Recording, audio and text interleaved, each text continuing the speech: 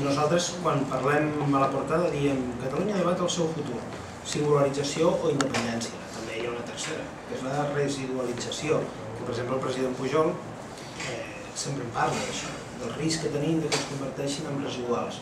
Nosaltres considerem que la societat catalana, després de tot aquest procés de l'Estatut, 2 anys després d'aquella manifestació que es va fer 2 anys, del 10 de juliol, doncs que està prou madura per no tornar enrere.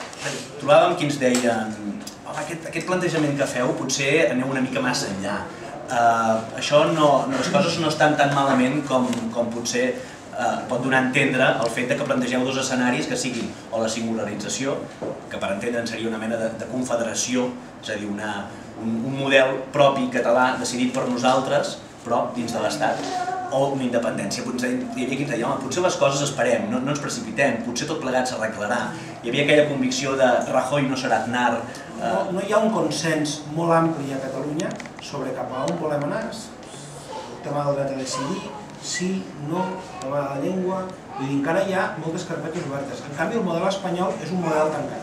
O sigui, quan ells fan la Constitució, a l'any 78, tanquen el model. Per si quedava algun dubte, el model es va acabar de tancar amb la sentència del Tribunal Constitucional sobre l'Estatut, que és la que diu fins aquí. Si no, en aquesta cruïlla de camins en què estem, si no triem nosaltres aviat un camí, ens el triaran ells, perquè abans només poden ser allò que vulguem ser nosaltres, és a dir, perquè ho hem intentat. I l'esquerra catalana ho va intentar un gran pacte amb Espanya que va ser l'Estatut, amb moltes ferides de guerra. Aquestes ferides de guerra encara estan obertes i per tant ara hi ha el dret a decidir, la capacitat de nosaltres de decidir el nostre futur ha de ser aquest punt de trobada. Destaquem aquesta casa Òmnium, que em sembla que ha de ser una mica el paraigües que pot aixoplugar tot això per com està fent les coses, per com les ha fet els últims anys, per la trama que té en el país i que pot donar aquesta cobertura a una societat civil que per sort, com que no hem tingut estat a Catalunya, tenim una societat civil que és molt potent en tots els àmbits, des de l'àmbit esportiu, de l'àmbit associatiu, de l'àmbit cultural, i tot això, a poc comença a treballar, comença a confluir cap a un mateix lloc.